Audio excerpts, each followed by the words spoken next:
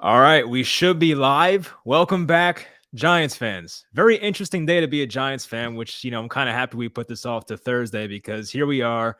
The Giants, whether it's surprisingly or unsurprisingly, have traded Kadarius Toney, and me and Chris the Entertainer are going to talk about it. Check out his great work on YouTube, Chris the Entertainer. Follow him on Twitter at the Entertainer. Chris, what's up, buddy? How you doing today? Yeah, hopefully my internet. I told you before I went live. Hopefully my internet's not conking out. If it is, let me know if my picture starts freezing because I had to reboot my router. I don't know. I'm having issues right now. Maybe it's weather related, but I'll take the video off if I have to. But yeah. Listen, I don't even want to say I was blown away. I kind of expected that this was at least a possibility. Going into the year, we heard about rumors about it, so on and so forth. But still, you're still a little bit thrown off. In the end, it's not. I don't think it's like flip out worthy like some fans may be taking it. This guy's not Odell Beckham. This guy had 400 career receiving yards. He had half of those in one game against the Dallas Cowboys, a game in which we lost by 20 points. He had less touchdowns than Andrew Thomas for his career. He barely saw the field throughout his career. He's a guy with talent, but he's a guy that has not seen the field yet as a New York Giant. So I think as fans, we have to realize, like, this is Joe Schoen's show. This was not Joe Schoen's draft pick. This was not anybody that Brian Daboll had anything to do with. And while a lot of people may argue, and I agree with them, that he does fit their scheme. I mean, it only makes sense. Mike Kafka's the play caller. Look at the team that traded for him. The Kansas City Chiefs, right? With Pat Mahomes. There's a reason, and we may not have all the details, but there's a legitimate reason why they traded this guy. You don't just give up on a player like that unless there's a legitimate reason. So I'm going to trust the process. I'm going to trust Schoen. I'm going to trust Daboll. And that goes for any player on this team. Listen, I've now been a guy that's stuck up now for Jones and Barkley. And if I was the GM, if they stay healthy for the rest of the year, I'm gonna voice my opinion. I think they should stay. But if they elect not to do that, I have to trust the process. I have to give these guys an opportunity to build their football team. We have to realize that these are players that they inherited. They didn't draft them. They didn't sign them. And I think they got as much as you could have hoped for a guy that has 400 career receiving yards, that has barely seen the football field and doesn't have a career touchdown. They got a 3rd-round pick and a 6th-round pick. Absolutely. Yeah, I mean, the compensation definitely wasn't bad. It's just disappointing because you know how talented Toney is. You mentioned the Cowboys game, 189 receiving yards, a game that he didn't even finish, by the way. But yeah, you just hope it would work out. There could be stuff behind closed doors, as you mentioned, as to why this happened. We might never know. It might come out one day. We'll see. But I would think it's probably beyond injury, or maybe it's just a simple case of, hey, this is not a Joe Schoen, Brian Daboll guy. You mentioned he was drafted 2021, the last year of Judge and Gettleman. So hey, I mean, they drafted Wan'Dale Robinson. I guess maybe the writing was on the wall. Maybe that was their plan all along. I have no idea. But obviously, his availability this year has not been great whatsoever. Toney, he barely played, had a couple of plays here and there, but it has been disappointing. But we'll say what's up to the chat real quick. Amazing guy. Sports influencer Bob Wells, Chris D. Andrew. You're getting good with the chat now. You see this? I am. I'm trying. I'm trying to learn from you. Will Figs, Max, Dre Mac. What's up, guys? Thanks for joining. Let's see. Bob, first one. I appreciate it, buddy. Guys, for a guy who missed 12 of his first 24 games and to get a 3rd, masterful job by Schoen. I'm not sad at all. See you, Tin Man. Yeah, I don't disagree. I mean, availability, very important in sports, obviously. We know what Toney's capable of, but to get a 3rd-round pick, yeah, it's one of those like comp picks that's probably late in the 3rd round because of the whole Ryan Poles thing with the Bears, but it's gonna be like the Matt Peart pick. It's gonna be like late 100s, 90s, early 100s. You can get good players there. We've seen that before. So yeah, I mean, I think it's fair compensation. Me and you were on here, I think, in the past talking about a Toney trade, and neither of us ever expected a 1st-round pick. That was probably out of the question. So, we were hoping for a 2nd rounder, but that's probably far-fetched. So to get a 3 and a 6, I mean, I think you'll take it. Now, this is just speculation on my part, and Toney may be completely lying. And he later deleted the tweet, and I think he was responding to me, by the way. You saw the tweet that I posted, and you knew about that, but I never said it publicly because I'm not trying to draw up drama with the Giants. He's not a Giant anymore. Reason I released it is because my honest reason I did it was because I want people to feel better about the trade, and I want people to be like, well, have the thought process we did when I showed it to you. He's not built for New York. Yeah. If he's going to let a small-time YouTuber like me get under his skin, and I didn't even say anything bad in that tweet as far as I'm concerned, that's why I released it. That's why I showed it to the public, because I want people to feel better about this trade. I want them to be like, well, okay, now I could understand. He probably wouldn't have worked out here. At least I think that was both of our opinions when I showed it to you. But as far as the I got thrown off. What was the initial question? I'm sorry. I got Hmm. as Well, I'm getting no, older. no, I forget too. But yeah, I remember you showed me that tweet. It was funny. I didn't want to tell anybody because obviously that's No, between I'm you and not here to Kadarius. stir up drama. That's between you two, so I didn't want to say anything. But my first reaction when you sent that to me, I was laughing my ass off. I'm not gonna lie, because like, oh my god, like Kadarius Toney just DM the entertainer. That's crazy. But yeah, to see he was kind of offended by that was like, come on, like it's really not a big deal. And like you don't put out anything that bad on Twitter. Like if you're trash talking a player, especially a Giants player, it ain't that bad. So I don't know I didn't even why he trash was. talk him. I just said I hope Yeah, he could stay healthy. exactly. I don't know. It's just like common knowledge. Like, dude, you've missed half your games in the NFL that you could have played in so far. I mean, like, Like what come my on. tweet was basically like the sky is blue. Like it's just a fact. Yeah. Like I didn't call you soft. I just said you've been hurt throughout your career in the NFL. And when he sent me that, I was just laughing. I'm like, what? My initial thought was, this guy is so soft in a tweet that I didn't even add him in a tweet where I was not even very derogatory. He felt the need to private message me, All right. to tell me and call me a clown, whatever he called me. I don't even remember, but it just made me laugh, and it really made me question whether or not he was cut out to play in New York. Maybe he said, "Entertain us, some clown," or whatever he would say for Yeah, the whatever he said, I media. don't even remember. All right. People are saying, "What Ayub, did he say?" appreciate Watch it. my if you don't follow me on Twitter, watch my video. I posted it in the video. Yeah, people are asking about that, but yeah, go watch Chris's video. That's a good way to get to your channel. There you go. Ayub, I appreciate it. KT has a real quarterback now, a coach that believes in him.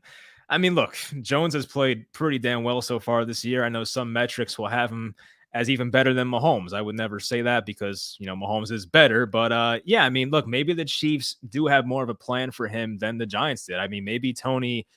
I just think the Giants might have been fed up with him. I mean, it just could be as simple as that. Like, I don't know if Tony's actually hurt. I believed he was last week, and after Oh, seeing what he that's what I was said, going to start to go with, the tweet yeah, where yeah, he yeah. said Go ahead. he wasn't hurt.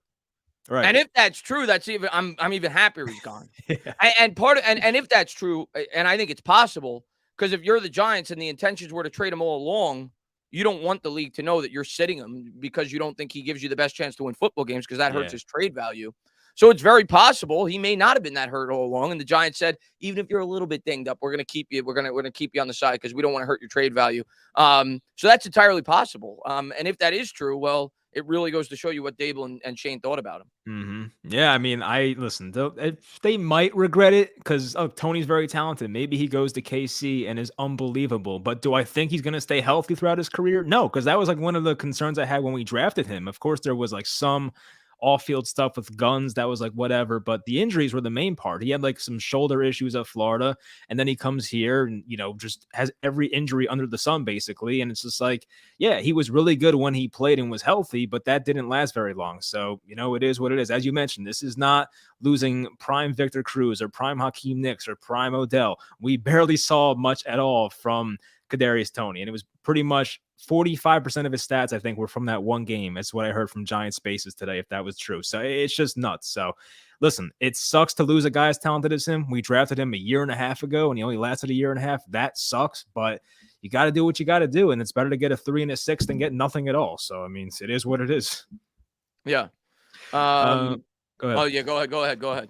All right, next. I wanted to speak more on what Ayub said. And Ayub, he's probably going to do well in Kansas City, but I'm not going to judge it that way personally because the Giants didn't feel like he fit here well.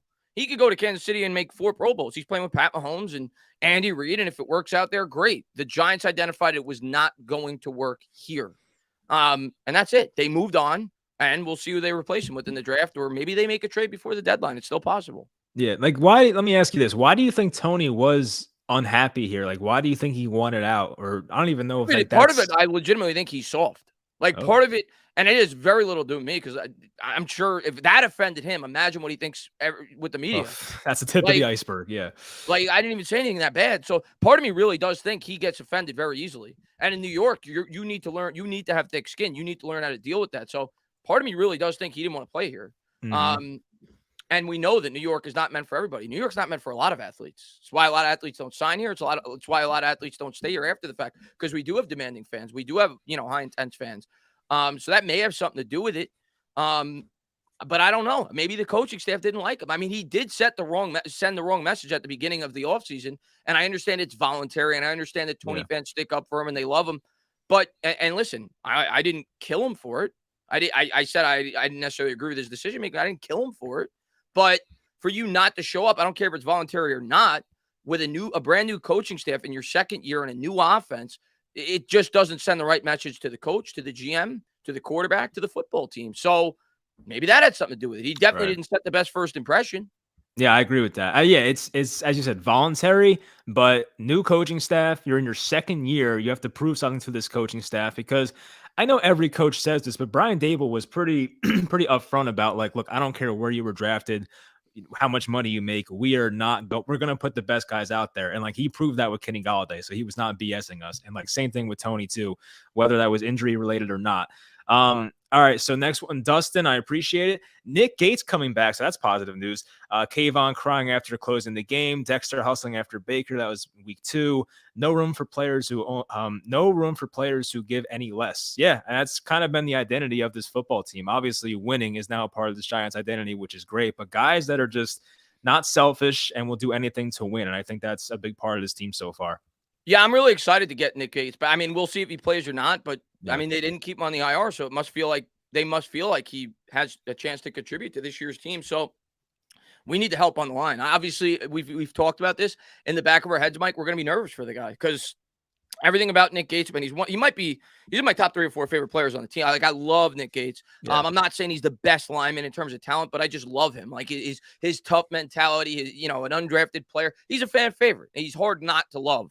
So I'm just going to worry for his well-being. I just don't want them to rush him out there before he's ready because he had a very serious injury, but it looks like he may get an opportunity. Whether or not he's thrown into the starting lineup, we'll see, but we have a ton of injuries on the line. So at some point he may see time on the field. And I think the fan base is all about Kayvon. I mean, the effort he's been putting in, the emotion that he shows, definitely a vocal leader in the locker room. So he's off to a great start as well. Did you see him chase down ETN? I'm sure you did. I mean, that was nuts. Oh, I did. I actually retweeted that too. Yeah. That was crazy. Ridiculous for an edge rusher, man. And you don't realize it when you're watching the game because as you're watching the game, you're like, oh, they're giving up a 50-yard run. Yeah. But then when you get to watch it back after the fact, you see a defensive end go stride for stride with him, and he dove at him like he was a shark. Yeah. It was just a great play. Yeah, absolutely.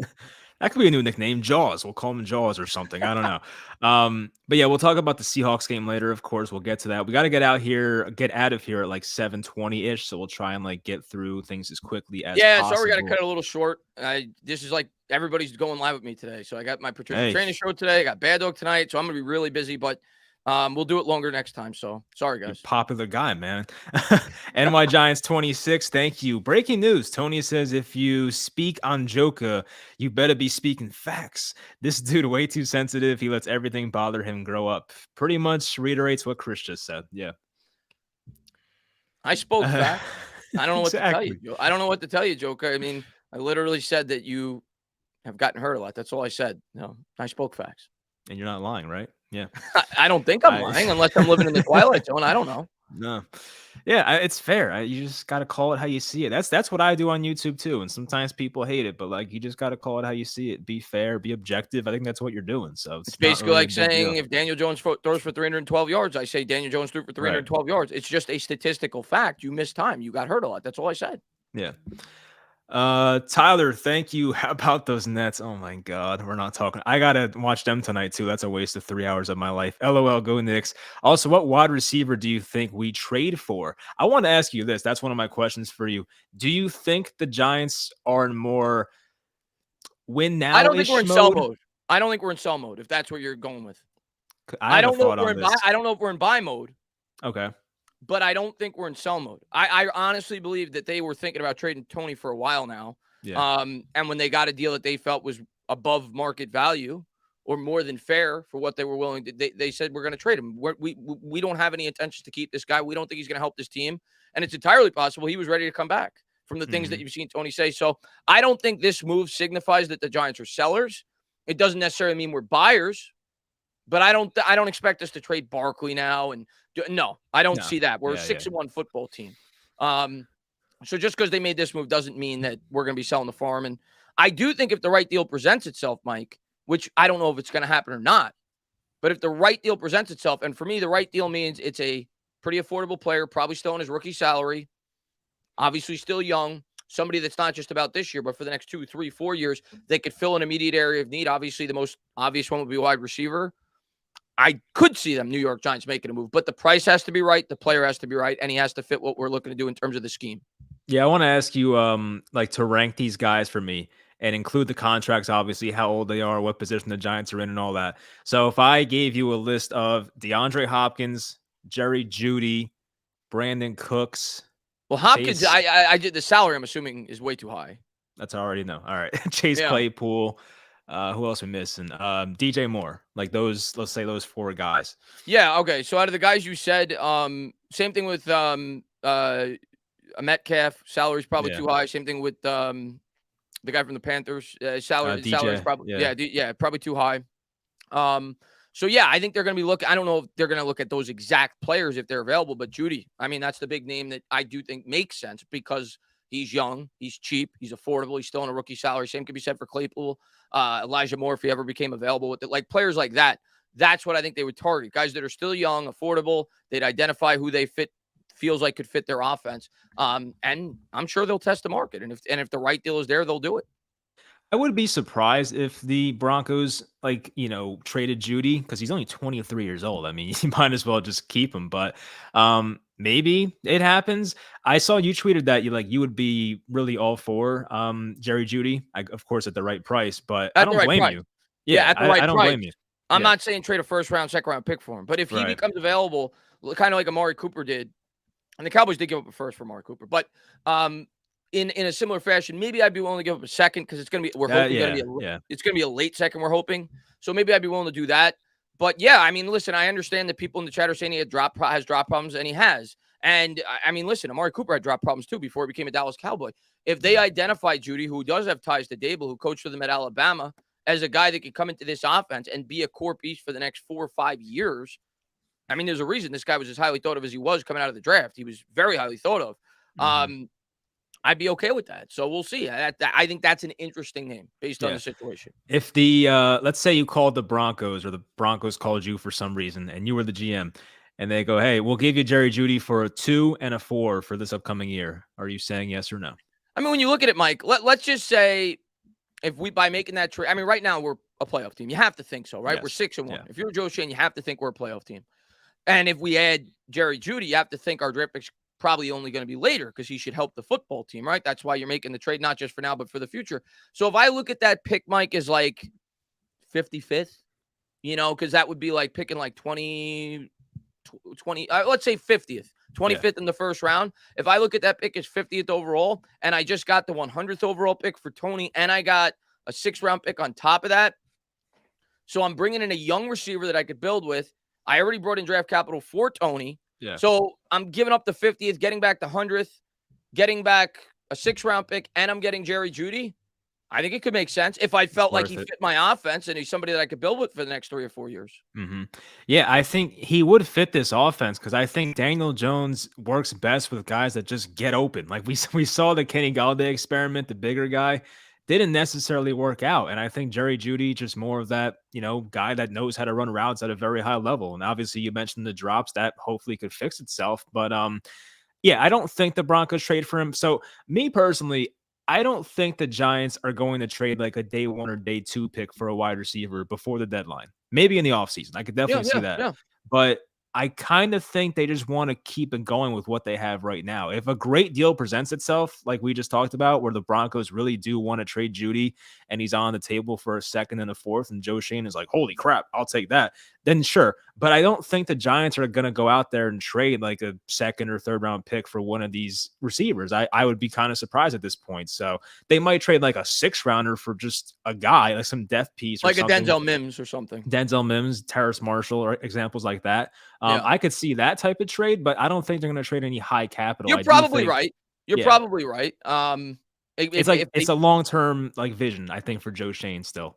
Yeah, that's the only reason why I think Jeudy could make sense, because he's definitely a long-term piece. Exactly. But it would be more draft capital. So, but I think they're going to go. If they're going to bring in somebody, it's going to be in that fashion. It's going to be a young guy. It'll probably be more along the lines of a Denzel Mims, a Terrace Marshall, somebody who's not going to cost nearly as much in terms of draft capital. But I think they'll go with a young guy still on a rookie salary that becomes available. Yeah, I hope so. And I like Chase Claypool a lot. I know some people don't because of character issues. I don't know like what he did wrong exactly. I mean, maybe he's had some tweets or something, or maybe he's in Juju's TikToks. But I do like Chase Claypool a lot. The talent, pretty versatile too. So that's a name. But I feel like a lot of Giants fans have not been on board with that idea.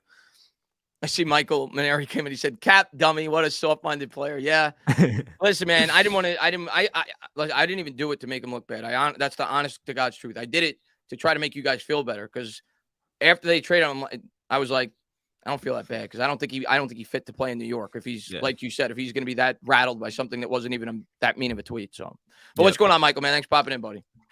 Gary J, thank you. Hey guys, great trade for us, not only because of the character issues, but for us to get a late third round pick is incredible. Well done, Joe Shane. I definitely agree with that. Character issues too. We didn't talk as much about that. I don't know what Toney was like in the locker room. I don't know if his teammates really, mess with him or not. I have no idea, but I don't know. I could see a scenario where he was kind of more of like a keep to himself type guy. That would not shock me in the slightest. So maybe. Yeah. Hey guys, great trade for us. Not only of his character issues, the character thing I don't know. I know nothing about him in terms of his character issues, so I can't speak on that. But the fact of the matter is, Gary, I'm going to continue to say, for people that want to defend, you don't know about his character. That's all well and good. That's very fair. We don't. That's just speculation. But what we do know is there's a reason they traded him. We know that. Yeah. So I think it's fair for fans to at least inquire or at least think it's possible there were character issues because we all realize that he's very talented. We all realize that there's a reason he went in the first round. We all saw what he could do in limited spurts when he was able to get on the football field. So there's a reason they traded him. Joe Shane didn't just trade him just to trade him. So what the reasoning is, we'll probably never find out, but they're probably not going to go public with it. Do you think it has something to do with, because I remember like license plate guy posted a video, I think it was week 1, and Toney was pacing on the sideline, very unhappy about his lack of playing time. Like, do you think that kind of just gave Toney the mindset of like, these guys don't even want me, so like, why am I going to put in my best effort if they don't even want me? Like, do you think week 1 kind of stemmed into what happened today, possibly? It's possible. We'll probably never get the real answer. It's just speculation. I do think he rubbed them the wrong way at the beginning of camp, though, if I had to guess, because he didn't show up. I know it's voluntary, but you're a young player, new offense, new coach. Not a good look, especially for a guy like Dable. Like, Dable has set the standard, Mike, that if you work hard, and he has been a man of his word, he stuck to that. For God's sake, Sills starts every week. If you work hard and he feels like you're putting in the work and you understand the offense and you know what you're supposed to do in terms of, what he wants you to do out on the football field, you're going to get playing time. And the fact that he didn't show up, regardless of if it was voluntary or not, do I think that probably put a bad taste in Brian Dable's mouth? Absolutely. Yeah, I would think so. Yeah. NY Giants 26. Thank you again. I was dying for them to trade KD, wipe your hands clean. Wanted nothing to do with him anymore. I don't think we had anyone. I think they stick to the plans for the future, which I kind of agree with, but that's a wait and see. I have an interesting name actually for our next question, but if you want to comment on this, Chris, go ahead. I was dying for them to trade Toney, wipe their hands clean. Wanted none to do with him anymore. I don't think we had anyone. Think they stick to the plans for the future. I wasn't necessarily dying to trade him, but I knew it was a possibility. I was hoping he got back on the field. We needed help at the wide receiver position, if I'm being honest with you. But in the back, weird part, in the back of my head, I always knew that this, I always had a feeling that this was at least a possibility. Yeah, it caught me a bit off guard. Like, I was in the middle of work and I just like checked my phone real quick and I was like, what? Like, Kadarius Toney traded? Yeah. So I was pretty shocked. It was kind of one of those things, Mike, where you're just shocked to see a player get traded from your team. Yeah, exactly. But after you had like a minute to let it digest, you're like, it's really not that surprising. Yeah. It was at least that was for me. That was my reaction. Yeah, it wasn't like the most shocking thing in the world.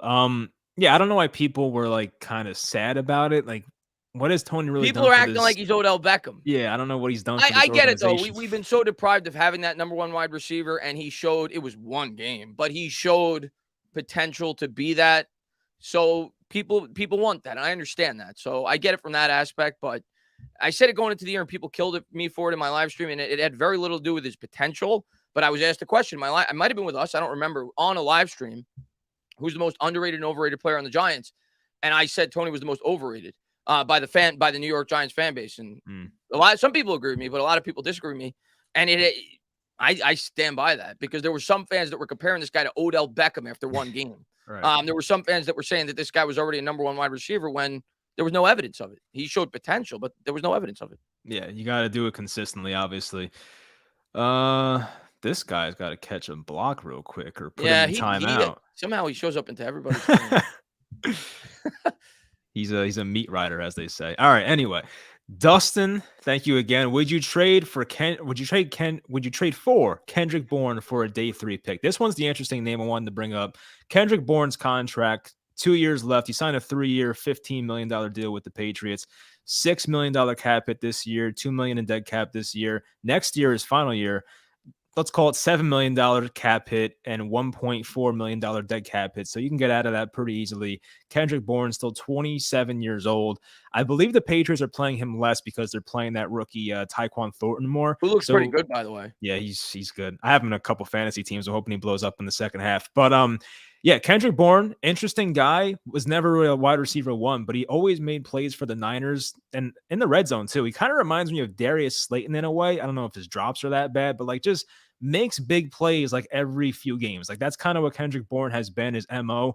Has decent size and just knows how to score touchdowns. I feel like that you can't do, like the Giants can do much worse is what I'm trying to say. Like over David Sills, I would 100% take Kendrick Bourne for 6th or 7th round pick. That's the type of wide receiver you want to be looking at. You want to look at an affordable, somewhat younger guy that could hopefully help out this offense a little bit at that position. But it's entirely possible, Mike, that we may roll what we got. You know, they may identify that, listen, Slayton's starting to play better. We like Wan'Dale Robinson. We feel like we could get by for another year with this core, even though obviously it's not great, but we feel like we could get by with what we got for the next 10 games or so and then really try to improve it dramatically in the offseason. They may take that route, and if they do, I'm not going to kill them for it.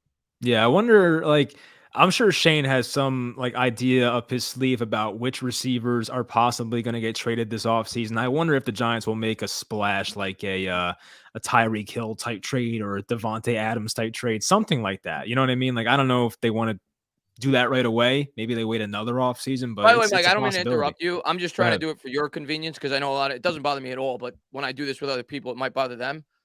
Just because that guy's just going to keep coming. He's got like 10 names. Just give out like 2 mods in the chat. Yeah, what is up with that?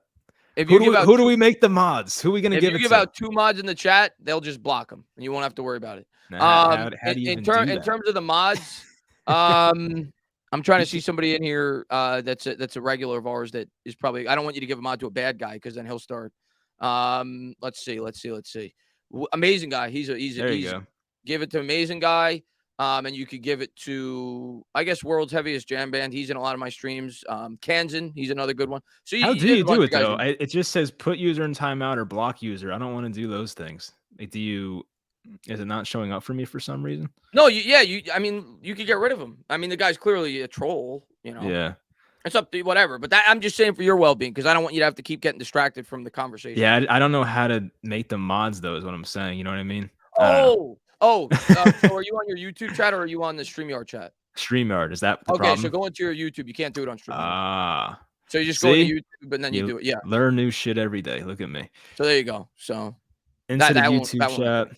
By the way, I wanted to ask about we didn't talk about the Jaguars game. Just go over, as I figured this out real quick, just go over like your thoughts about that game, the crazy ass ending. Like, what were your thoughts about it? Because obviously the Giants didn't play a perfect game, but they still got the victory. That was like my favorite part of it because they played sloppy at the end, especially with the penalties, but still got the win. So just tell people your thoughts about that.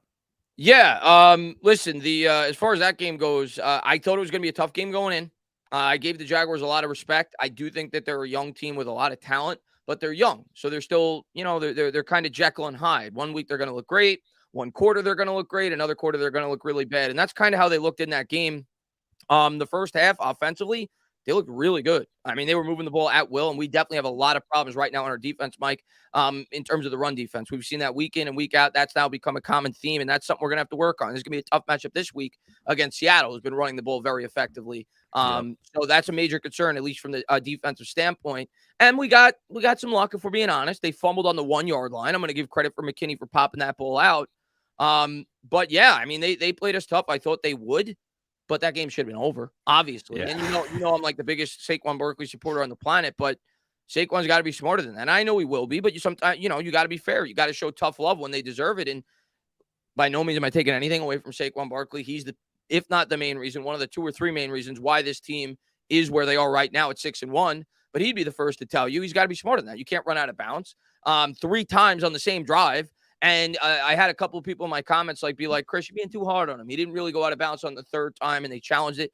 My response to that is, even if that's true, which I think it's fair to at least make that case, but even if that's true, he should have been nowhere near the sideline on that third run. Yep. The first run, I understand it because you're trying to pop a big play. It's the beginning of the drive. Even the second run, I give you a little bit of a pass. But with 1:10 to go in the game, you should just run straight up the middle. It doesn't matter if you pick up the first down. At that point, you're trying to chew up the 40 seconds, so they only have 25 seconds after the field goal attempt. So he should have never even bounced it to the outside, and he'd be the first to tell you that. So that was, I'm glad that I didn't have to kill him, because if they lost, I would have to kill him for that.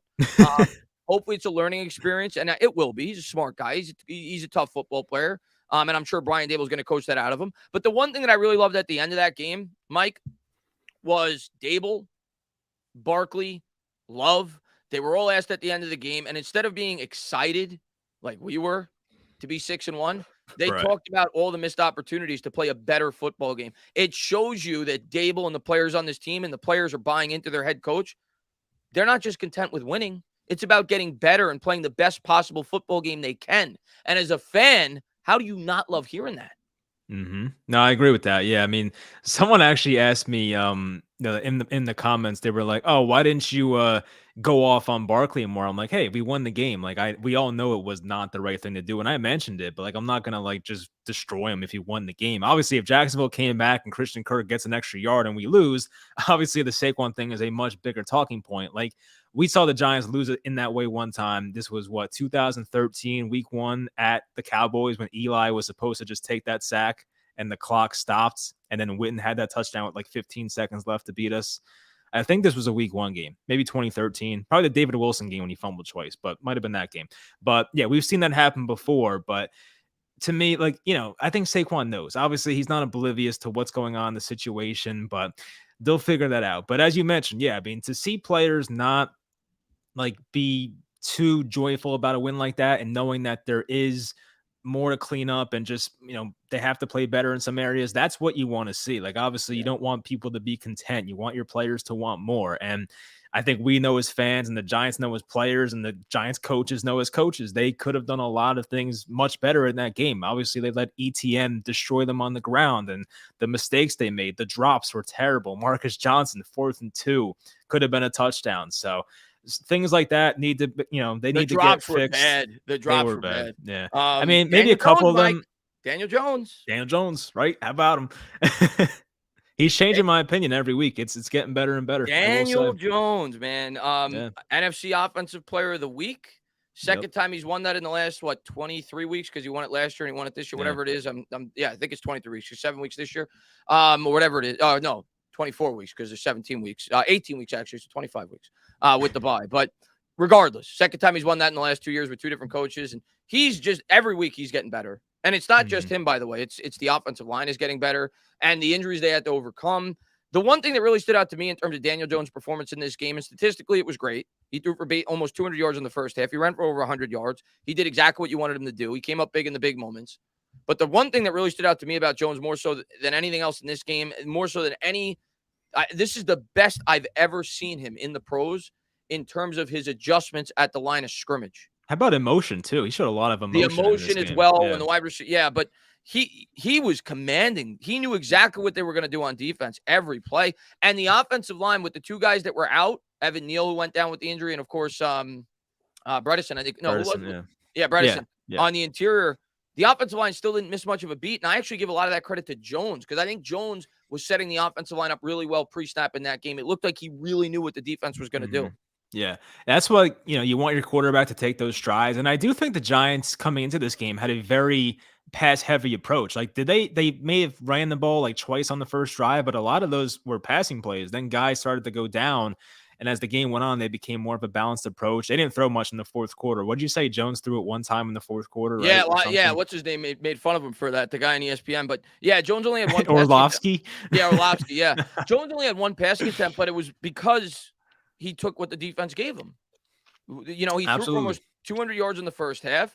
And what does any smart quarterback do? If you're not gonna stack the box anymore, and you're gonna allow me to run for 8-9 yards at a clip, whether it be Barkley or myself, that's what I'm gonna do. So he took what the defense gave him, and He was great. He was great. Yeah, Jones has been fantastic at taking what the defense gives him and doing what is necessary to win games. I mean, like, yeah, sometimes I'm a stats whore myself. I want to see guys throw for 350 and 4 touchdowns. But for the situation we have right now with these lack of receiving options, to put it nicely, and, guys not getting open, the offensive line having injuries, I think Jones is doing just about as much as he can. And you can tell, like, from the advanced stats people post on Twitter, whether it's Justin Panic or anybody else that looks into advanced numbers, Jones is like right up there at the He's the highest tip rated top. in QBR over the last 4 weeks in football. Exactly. Yeah, like he's up there with the top names. And obviously Jones got out to not the best start the first 2 weeks, but ever since week 3, Daniel Jones has been playing like a top 5 quarterback in the NFL. It's not really crazy to say that. We're not by the way, anybody in the chat, don't flip out if you hate Daniel Jones. Mike is not saying yet that he's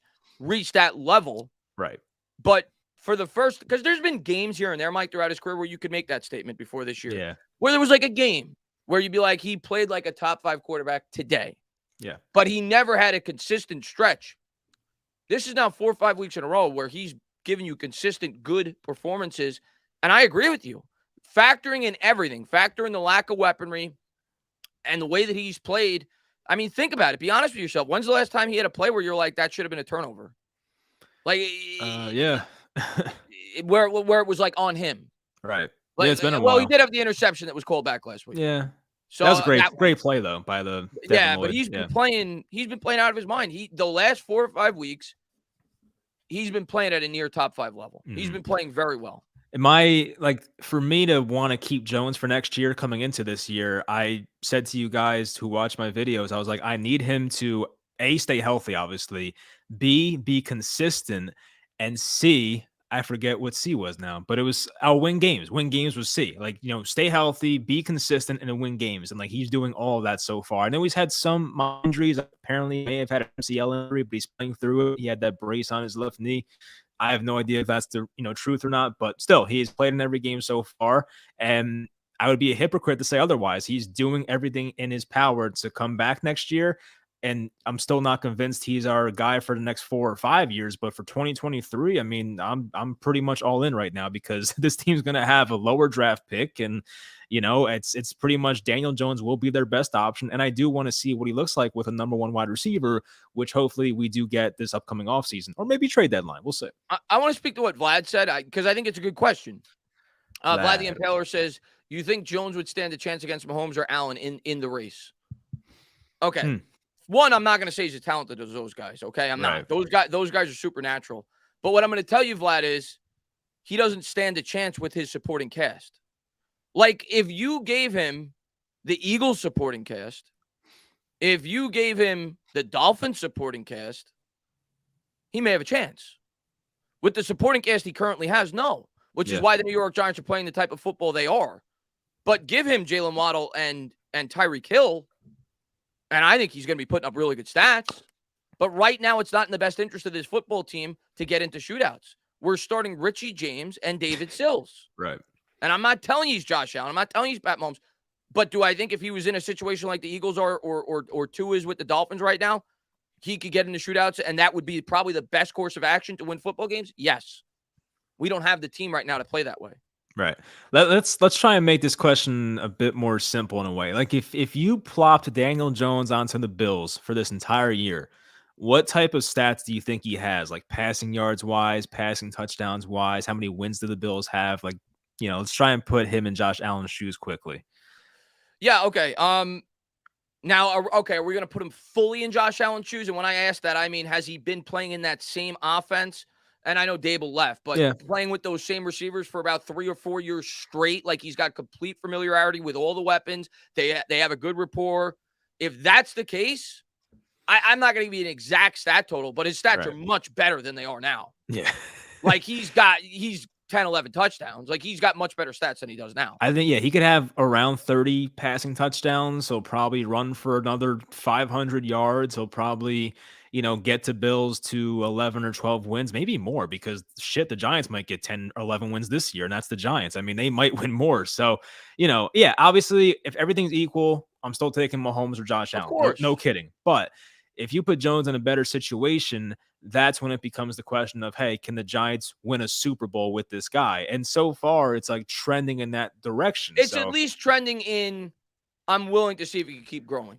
exactly. Yeah. It's not trending in, I know I can win a Super Bowl with this guy, but it's trending in, okay, he's put me in a spot where I'm not going to be able to get the cream of the crop in the draft at the quarterback position anyway. He's showing some promise. Let me see what he can do year 2 in the same offense if we get him some more help. That's where it's trending. Yeah. Yeah, so I mean, we got to see how it plays out this year, and if Jones continues to play at this level and remains consistent, and the Giants make the playoffs, which they obviously should. Now let me ask you this question because I know we're thinking ahead. Let's say the Giants have a season like the Eagles last year. You kind of compared the Giants to the Eagles earlier this year, and it's kind of similar because the Giants are second in rushing yards per game right now. But anyway, let's say the Giants make the wild card. They play a team that is better than them, and they get their doors blown off, and they lose like 35-7. Would that kind of change the way you look at this situation and go, we really do need another quarterback? Or would you be like, you know what, that wasn't fair for Jones. Let's give him a couple more wide receivers and a better left guard or something and take it from there? How would you go about it? I don't think it would. If we make the playoffs and Jones, he's going to have hiccups, by the way. Yeah. There's no way I'm going to expect him to have 13 straight good games in a row. That's not going to happen.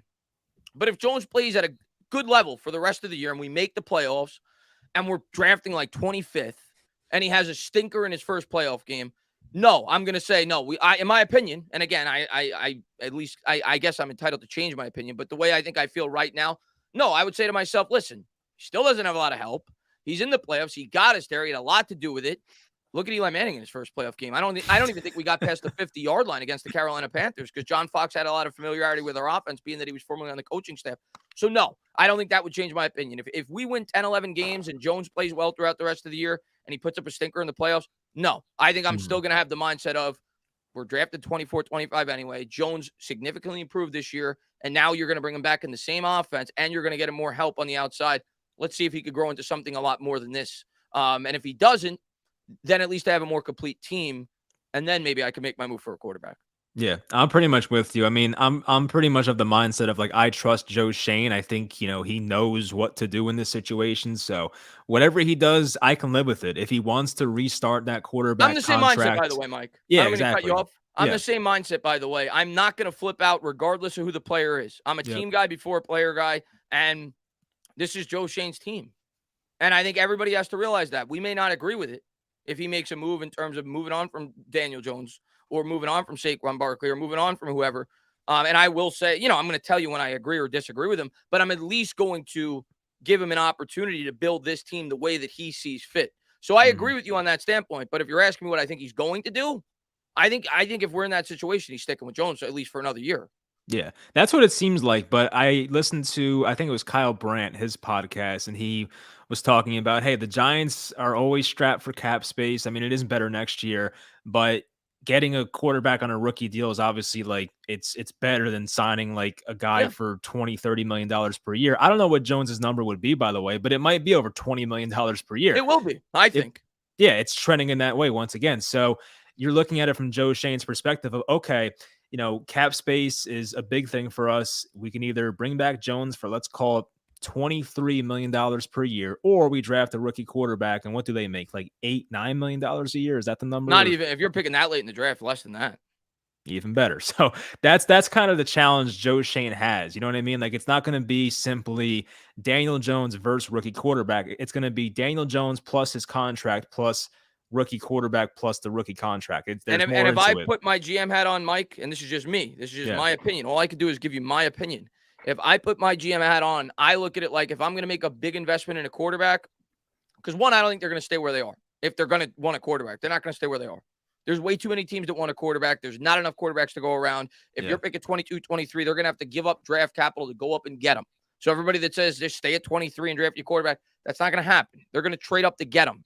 So if I'm going to commit myself to giving up a ton of draft capital, if that's my option one, or option two is to stick with a quarterback who showed significant improvements, commit a 1-year commitment really for $24, $25 million to see if he could grow, and then I could get a better idea of whether or not when I get him more pieces, he could be the guy. I'm going with option two. That's just me. And if he fails and he doesn't take the next big step, then I'm at least a lot more willing, even if I am picking 22, 23, to give up a ton because I have a more complete football team, because I use those draft picks to improve the football team for next year for the future quarterback. So Yeah. that's the way I look at it. I still think we need a lot of help on this team long term, and I think a lot of fans realize that. So that's my take on it. So I think if I've said it all along, if the Giants make the playoffs, I think Jones is coming back.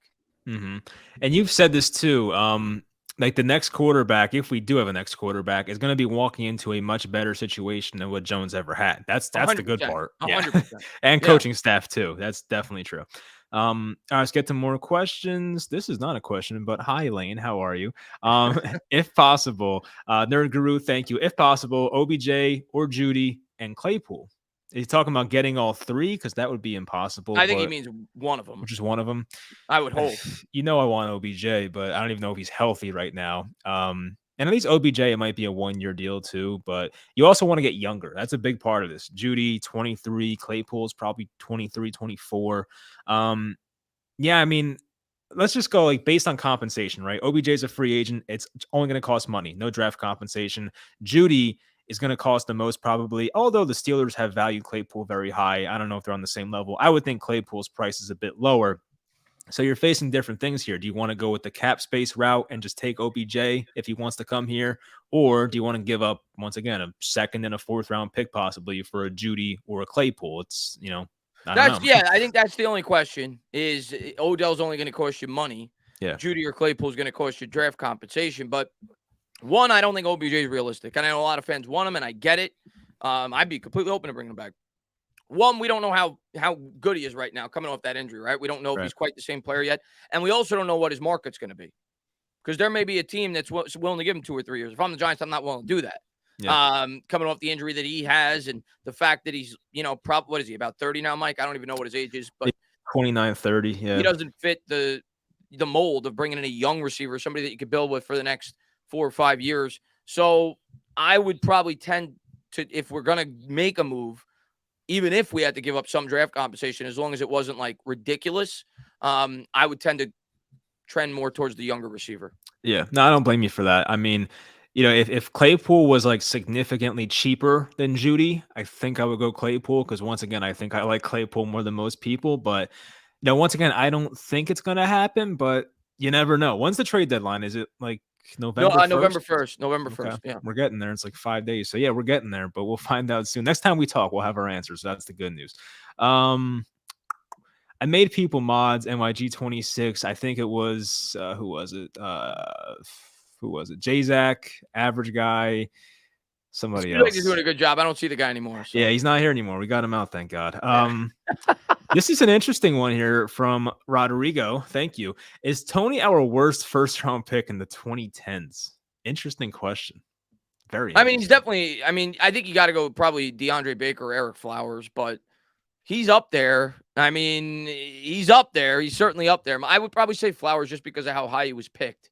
I think he was like 9th overall or 10th overall, and DeAndre was at the back end of the first round, and obviously that was a horrible pick. We've had some bad ones though. So Evan Ingram wasn't a very good first round pick either. Toney's up there. He's in the top 3 or 4 for sure, but I think I would lean just because of where he was picked. I think I'd go with Flowers. I have the list here. JPP, no. Amukamara, no. David Wilson, no. I would feel. I'm not going to count that. Yeah. Exactly. Pugh, no. Odell, no. Eric Flowers, maybe. Eli Apple, maybe. Ingram, I don't think so. Eli Saquon, Apple. no. DeAndre Baker, definitely in the question. Dex Lawrence, no. Daniel Jones, no. Andrew Thomas, no. Kadarius Toney is the maybe. So you're kind of between Flowers, Eli Apple, and Kadarius Toney. And for me, and DeAndre Baker. Oh, sorry. Yeah, DeAndre Baker. I kind of want to say Toney. I don't know if it's recency bias, but like at least these other guys kind of played, right? I mean, a little bit. Eli Apple at least played on a playoff team, and yeah, Baker I think lasted most of his rookie year. Yeah, well, Flowers. He didn't know the playbook, but yes, he did last. Yeah, I remember his week 1. God, it's close. I mean, all 4 of those guys were really bad picks. So, right. But the one thing I will say, Mike, the reason why let me throw a wrench into this discussion. The reason why I may not say Toney as opposed to those guys, we at least were able to get something for Toney. Right. Yeah. We turned Toney into a 3rd and 6th round pick. Flowers, we didn't turn it into anything. Eli Apple, we traded. I think we got Yep. like a 4th round pick for him. 4th and a 7th. Yeah, that was So we good. got Yeah. something for him. And then what was the other one? Oh, DeAndre Baker we just released. So Yeah. that's why I might lean more towards Flowers or Baker because we didn't even spin them off for anything. Yeah, exactly. Yeah, I think you can make the Baker argument, or I still lean Toney kind of, but I don't know. I mean, yeah, because Baker had the off-field stuff, and he kind of just left us out to dry. So maybe it is Baker. You kind of convinced me with that one. DeAndre Baker, worst pick of the 2010s in the first round. I'll go with that. All right. From Ian, thank you. Hey, fellas, what do you think made DJ so successful stay-wise in 2019 with Shermer? Stat-wise, you meant Oh, stat. I'm sorry, stat-wise. Yeah. 2019 with Shermer, was he just put in an offense that wasn't as idiotic as Jason Garrett's? I mean, there's a lot to that. I think Jason Garrett put Daniel Jones in a way too conservative mindset, and that brought out the worst in Daniel Jones, in my opinion. And obviously, he's been injured during the Jason Garrett era too. Guys got hurt all the time. Offensive line got hurt a lot during the Jason Garrett era. But yeah, I think with Pat Shurmur, you saw Jones have a career high in turnovers, obviously, but you did see Pat Shurmur let him open up the offense more, and he played with like healthier guys. I think Golden Tate was healthy for most of that year. Who else? Slayton was there. You had, how many games did Shepard play in 2019?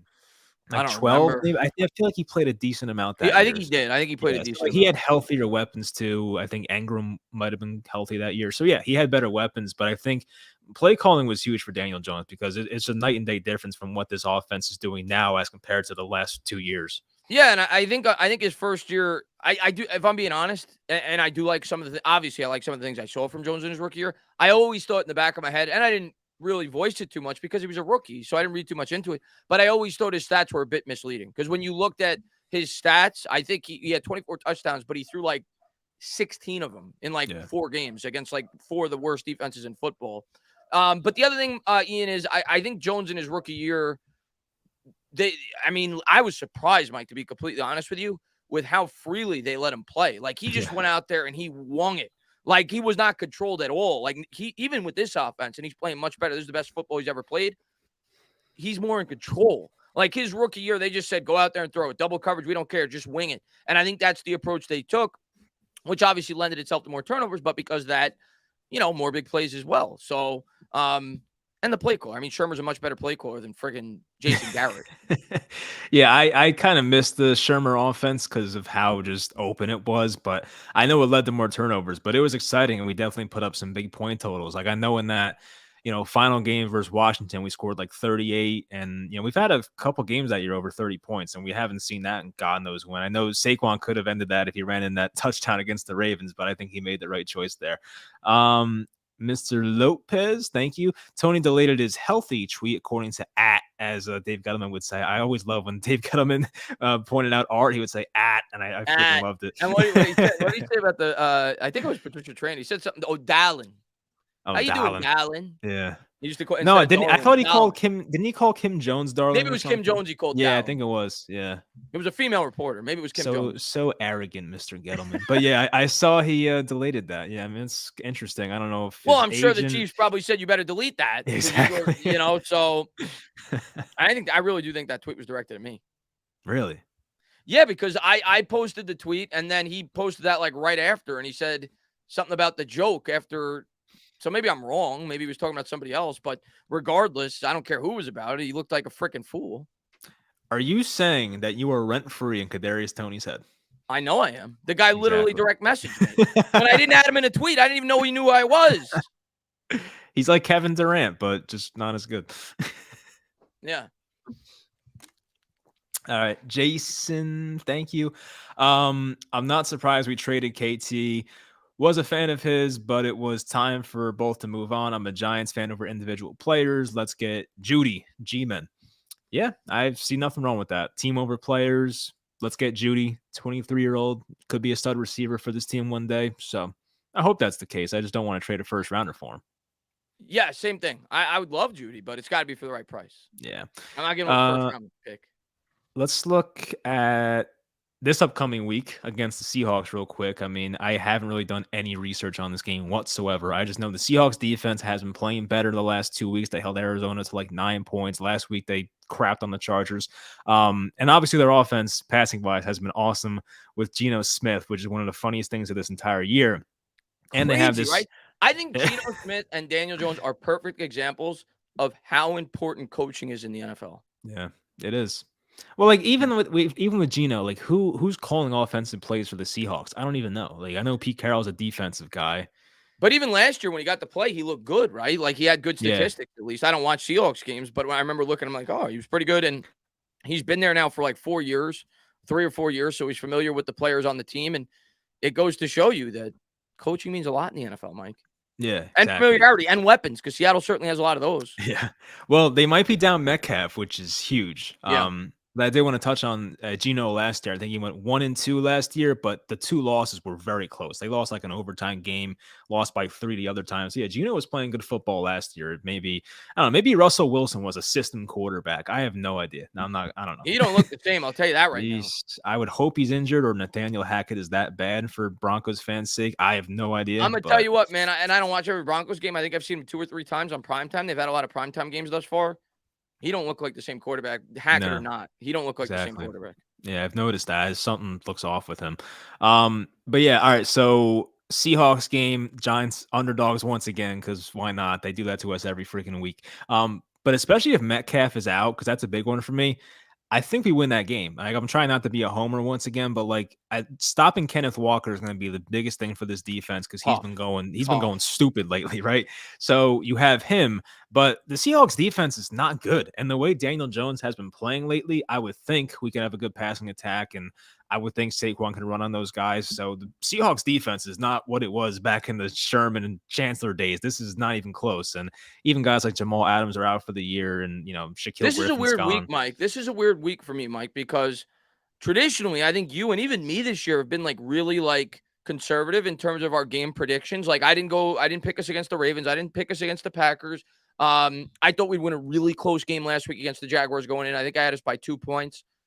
I'm more confident, I think, than the general public in this game this week because all I've seen all over Twitter this week, everybody seems to think the Seahawks are going to win. Giants fans, like plenty of them, are not showing a lot of confidence going into this game. And I understand it because our run defense has been really bad. We were really bad this past week, and we have a ton of injuries. So I understand it. And I wouldn't be surprised at all if we lose. I said going into this road trip, if we split, I'll be happy. And then we get the bye, and then we got Houston and Detroit coming out of it. Yep. But like you said, I'm pretty confident we're going to win this game. I'm not going to say like I'm guaranteeing it. Seattle's a good team. They're a good team. They're playing well. But I look at the Seahawks team, Mike, their defense is bad. Their defense is really bad. And I believe we can outcoach them. And I believe the New York Giants can continue to do what they've been doing, which is ball control, run the ball. Yeah. And if they stay strong in the red zone like they've been able to do throughout the majority of this year, we're going to give up yards 20-20. I have no doubt about it. Right. But especially without DK Metcalf in the game, you're talking about a team that's like the 30th ranked run defense. Saquon Barkley, Daniel Jones, the dual threat there. I think we're going to be able to pound the rock. I think we're going to be able to maintain clock control. And as long as we continue to play well from within inside the 20 and convert on third down and extend drives and chew up the clock, I think we're going to win this football game. I really do. I don't disagree. I'm looking at the Seahawks defense right now. They're 23rd against the pass this year, 29th against the run. Sheesh. Saquon, big day. I mean, we'll probably look like fools, but I'm maybe confident going in. I'd say like 65%, 60 to 65%. I think we're going to win this game. I like how you said I wouldn't be surprised if we lost. I would never be surprised if we lost the game because of course. I mean, look, the Bears game, I 100% expected to win. I expect to win that Houston game out the bye unless, some big injuries happen. And there was one more on the schedule that I feel like was kind of a layup. Maybe not. I don't know. But I say if we get swept by Washington, I'd be surprised. I think we take one of those games for sure. So, on the schedule, there's still at least, a few more wins. But I think, the rest of the year, they just got to kind of coast. I mean, shit, you're 6-1. You just got to kind of coast and get yourself into the playoffs. I mean, division, I don't expect to win it because of how well the Eagles are playing and how, easy their schedule is. But you never know. We play the Eagles twice more this year in December and January. So you never know at this point. We'll see. Yeah, I just saw somebody in the chat. I laugh at people like this. Uh-oh. He said, what did he say? He said, y'all don't believe in the Giants. Just say it. Y'all are content creators that aren't knowing football due to y'all's terrible picks. It shows. I love people like that, Mike, because I don't know ball. I don't know ball. I'm going to tell you what, Mike, if a lot of people said I over committed with my win total. I said 7 before the start of the year. Some people were like, no, they're going to win 4. They're going to win 5.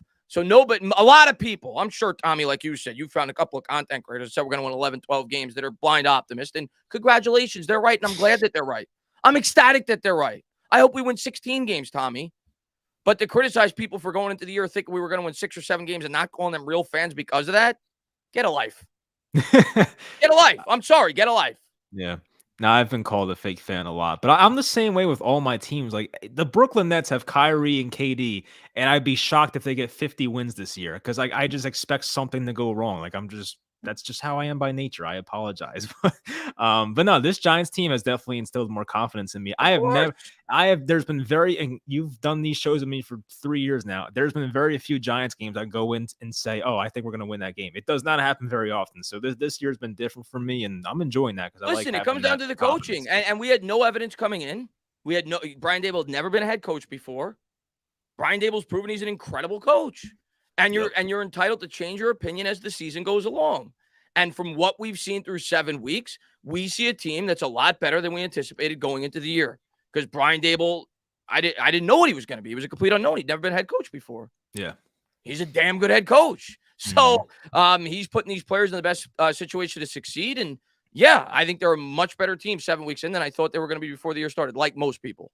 Yeah, that's like me with Daniel Jones too. Because coming into the year, I thought that guy was a bottom 5, bottom 7 quarterback for sure. And now I think at worst, he's like league average. He's like in that 15, 16 area. So you can change your opinion. I don't think it makes you a bad fan or anything like that. It's just you got to be honest. That's just part of being a fan, and especially in football, Mike. It's a week-to-week league.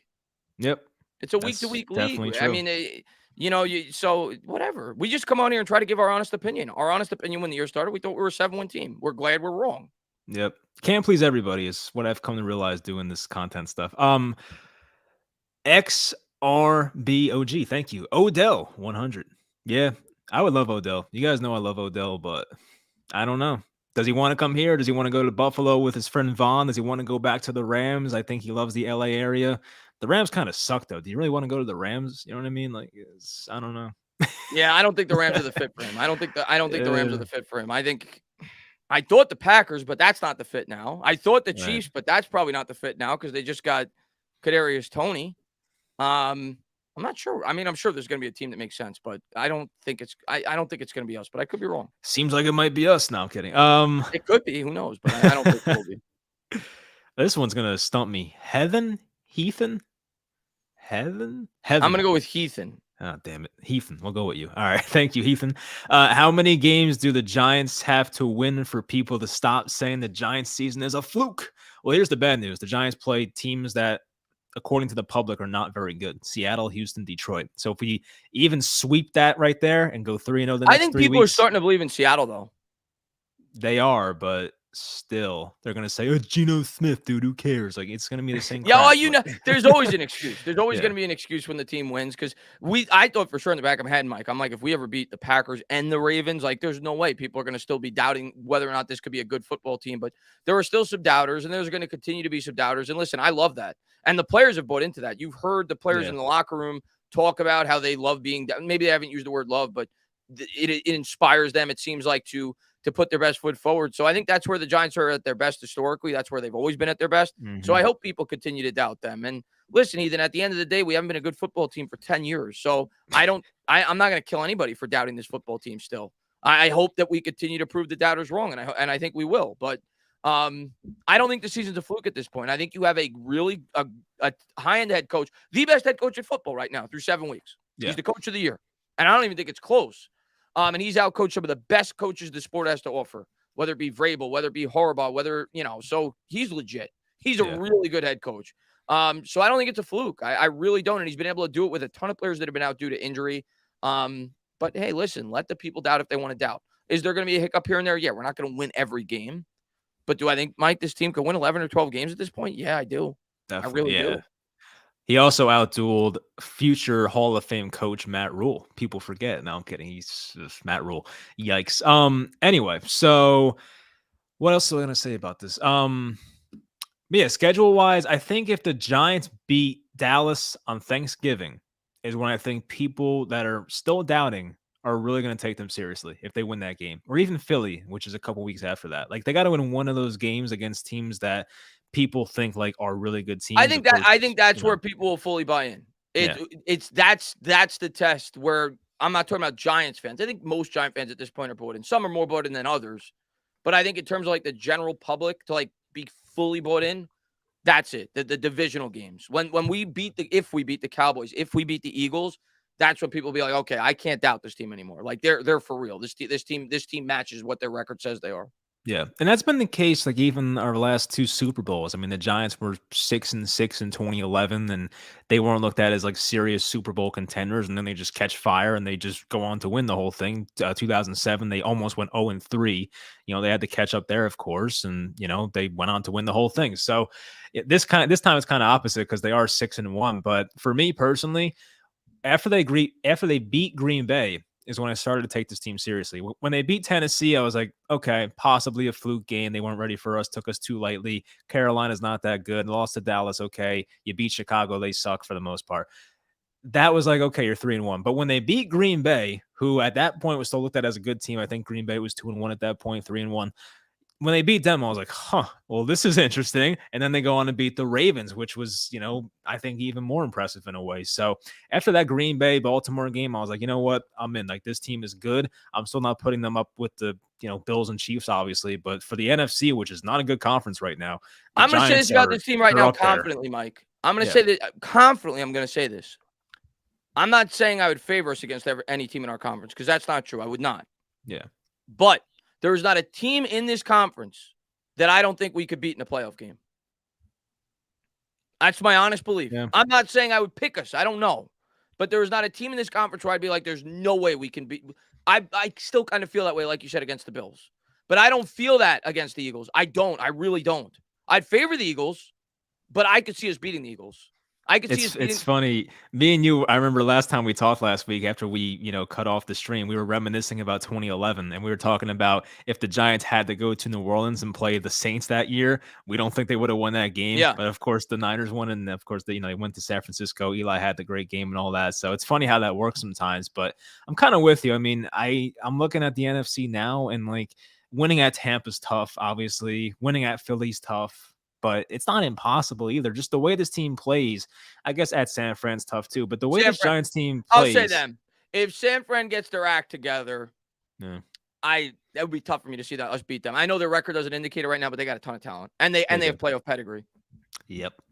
Yeah, and they have Jimmy G, who is a winner apparently, so they have that. But yeah, I think the way the Giants play, I mean, they can stay in with anybody. It's going to take some breaks here and there, but that's pretty much how it goes for a lot of teams. So I would not really say, like, if the Giants were playing, I don't know, let's say the Giants were playing in the wild card at Tampa. What do you think the line would be for that game right now? Like Tampa minus right 5? Now it would be really close because Tampa. You think so? No. All right, let me rephrase. Let's say Tampa has a better second half of the year. Tampa figures it out. Yeah. They win like the South. 10-7 games. or something. Yeah. They go 11-6. Well, they'd have to go what? They'd have to go 8-2 down the stretch. Yeah. So say we both finish 11-6. It's in Tampa. They're at least a 6.5 point favorite. Right. I mean, but not impossible. No, not impossible. Not impossible. Yeah. That will be interesting. I'm already excited for the playoffs. Just please make it at this point. From the Happy Huntsman. His name is Young Joka because he is a clown. That might be the best way to put it. Have you ever listened to Kadarius' music? Because I don't think I have, honestly. I have not. People have told me he's actually not a bad rapper, but I've never listened to it.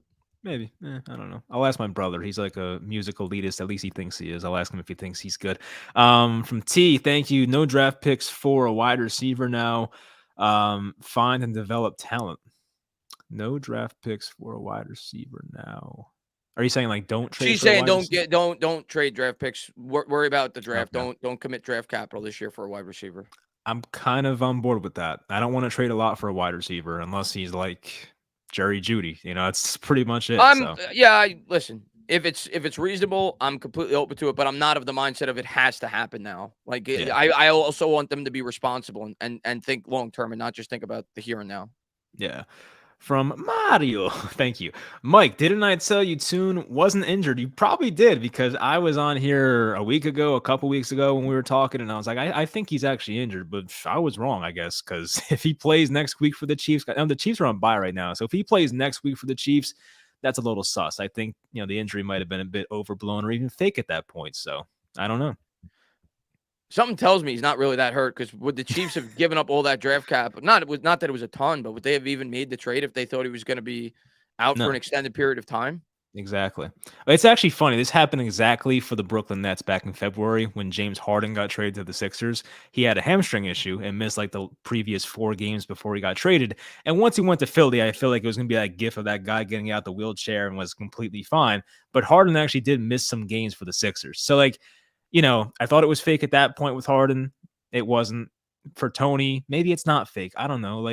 If you're the Giants, what do you really gain from faking a hamstring injury for one of your It doesn't players? hurt his trade value, because then you're letting the league know he's healthy, completely healthy, and we still are electing to start Richie James over him. Yeah. Good point. Yeah. You don't want that. Yeah. From Nikki, thank you. I'd cop a Judy jersey immediately. Was my lock screen. There you go. I mean, that's one of your favorites. Yeah, right he's there. a big Alabama fan. Oh, okay. That's why. Yeah. Yeah. But hey, man, for the right deal, I'd be interested. Yeah. But definitely. Mike, I got to close out in like 4 minutes. 4 minutes. Got you. All right. So let's talk about, we want to do predictions for Seattle. Do you want to go there? Or? Yeah, let's do it. I think, we're both expecting a win. What's the over-under? Do you have any idea? Because I'm assuming it's kind of high. I can get for you real quick. I haven't even looked. I know we're I'm going to guess it's 45. I think we're like 2-point underdogs. But let me look at the exact spread. It's we are. Oh, here we go. They're actually 3-point favorites, at least according to this. And the over-under is 44.5, which seems to be like the over-under every week for the Giants. Every week, it seems to be the over-under. Right around there. Point. Yeah. All right, I'll let you go first since you're the guest, and then I'll say my score after. I think everybody and their mother's going to pick the over on that. I'm going to go with the under. Okay. Because everybody I've seen on Twitter has been saying there's going to be a high-scoring game, blase, but I don't think so. I think it's going to be a game that the Giants dictate the tempo like they've done every week. And I think it's going to be a game where we control the clock. We limit possessions for the opposing team. And I think it's going to be like a 24-20 or 24-17 type game, 23-17 type game. I think it's a game that's going to be right around 40, 41, 42 points. And the Giants are going to win between, I'll say, a field goal and 6 points, 7 points. It'll be fairly close. We're not blowing them out. Yeah. But I think the Giants are going to control the tempo, and they're going to play the game in the score around where they prefer it to be, which is low 20s.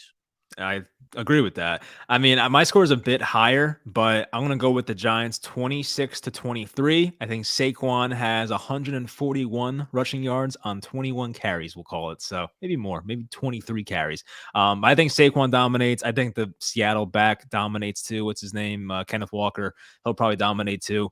But I do think the Giants make more winning plays in this game. They always make the timely defensive stop when they need to, always get the timely turnover when they need to. They've done it the past few weeks. So give me the Giants by 3 in Seattle. Giants go to 7-1. So, all right, that's going to do it. I appreciate everyone that joined the chat. Had fun talking to you guys. Chris, I'll let you close it out. And then, of course, you're on your way to talk to Patricia after this. So enjoy that. Yeah, no, appreciate everybody for being here. Always love doing this with you, Mike. Looking forward to doing it with you next week. Man, I had to cut it a little short today, but it was a lot of fun talking to you, talking to the chat. Obviously, huge news today with Toney. And we'll see. I'm excited to see if we make any moves at the deadline. Obviously, we're going to play Seattle first, and the Giants then have a bye, which is great. Like, if they're going to make a move, that's great, because now you have 2 weeks to get them acclimated to the scheme and the offense if they do decide to go out there and make a move as they get to rest up for the second half. But really looking forward to seeing about the Seattle game. And if we were ever to win it, and I'm always a guy that expresses 1 week at a time, I think we're going to be 9-1 going into the divisional games, because Houston off the bye and the Lions are horrible right now. So there's no reason to think we can't win those 2 games. So if we ever win this week, you're probably looking at a 9-1 start after 10 games before we go up against the divisional foes. I didn't want to say it, but I kind of agree. I didn't want to say it, but no, you're right. I agree with you. 9-1. How could you not think that? I mean, literally, those are going to be the 2 worst teams in football right now. Yeah, probably. All right, so we're going to get out of here. Appreciate it. I'm going to go watch the Nets lose and make me miserable the rest of the night. So thanks for joining us, guys, and we'll talk to you on Chris's channel next week. All right, be good, guys.